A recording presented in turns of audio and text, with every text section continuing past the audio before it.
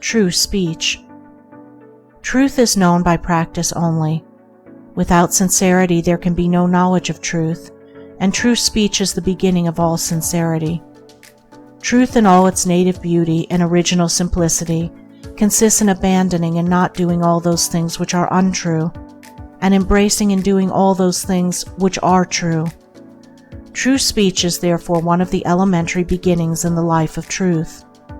Falsehood, and all forms of deception, slander, and all forms of evil speaking, these must be totally abandoned and abolished before the mind can receive even a small degree of spiritual enlightenment. The liar and slanderer is lost in darkness.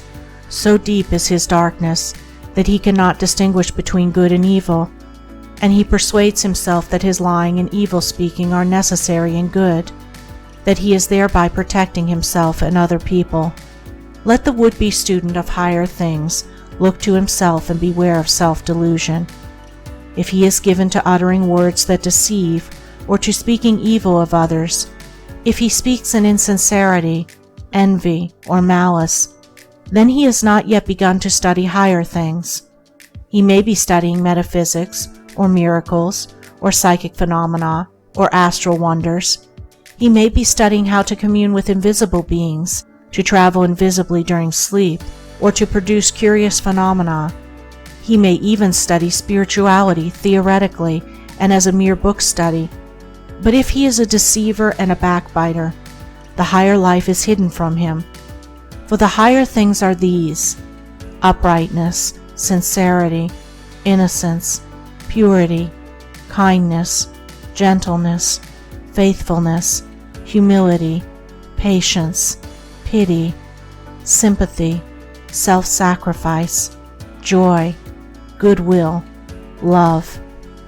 And he who would study them, know them, and make them his own, must practice them. There is no other way. Lying and evil speaking belong to the lowest forms of spiritual ignorance, and there can be no such thing as spiritual enlightenment while they are practiced. Their parents are selfishness and hatred. Slander is akin to lying, but it is even more subtle, as it is frequently associated with indignation, and by assuming more successfully the appearance of truth, it ensnares many who would not tell a deliberate falsehood. For there are two sides to slander. There is the making of repeating of it, and there is the listening to it and acting upon it. The slanderer would be powerless without a listener. Evil words require an ear that is receptive to evil in which they may fall, before they can flourish. Therefore, he who listens to a slanderer, who believes it, and allows himself to be influenced against the person whose character and reputation are defamed, is in the same position as the one who framed or repeated the evil report. The evil speaker is a positive slanderer. The evil listener is a passive slanderer. The two are cooperators in the propagation of evil. Slander is a common vice and a dark and deadly one. An evil report begins in ignorance and pursues its blind way in darkness. It generally takes its rise in a misunderstanding. Someone feels that he or she has been badly treated, and filled with indignation and resentment, unburdens himself to his friends and others in vehement language, exaggerating the enormity of the supposed offense on account of the feeling of injury by which he is possessed. He is listened to and sympathized with. The listeners, without hearing the other person's version of what has taken place, and on no other proof than the violent words of an angry man or woman, become cold in their attitude towards the one spoken against, and repeat to others what they have been told, and as such repetition is always more or less inaccurate, a distorted and altogether untrue report is soon passing from mouth to mouth. It is because slander is such a common vice that it can work the suffering and injury that it does.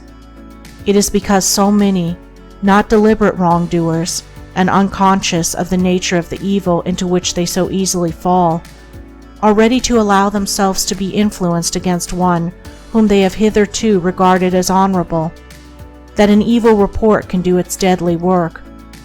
Yet its work is only amongst those who have not altogether acquired the virtue of true speech, the cause of which is a truth-loving mind. When one who has not entirely freed himself from repeating or believing an evil report about another hears of an evil report about himself, his mind becomes aflame in burning resentment, his sleep is broken, and his peace of mind is destroyed.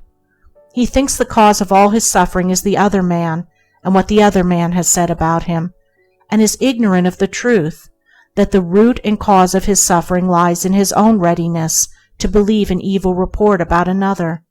The virtuous man, he who has attained to true speech, and whose mind is sealed against even the appearance of evil speaking, cannot be injured and disturbed by any evil reports concerning himself, and although his reputation may for a time be stained in the minds of those who are prone to suggestions of evil, his integrity remains untouched and his character unsoiled, for no one can be stained by the evil deeds of another, but only by his own wrongdoing.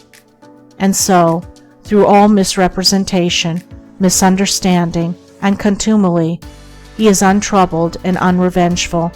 His sleep is undisturbed, and his mind remains in peace.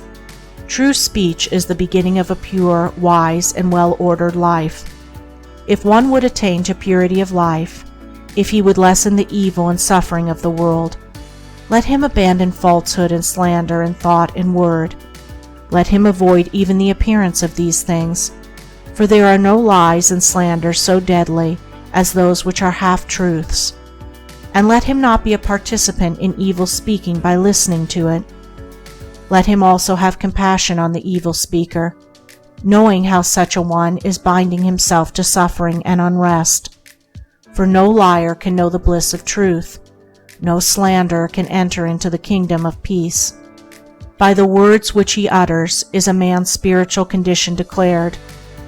By these also is he finally and infallibly adjudged. For as the divine Master of the Christian world has declared, by thy words shalt thou be justified, and by thy words shalt thou be condemned. End of chapter 4. Recording by Andrea Fiore.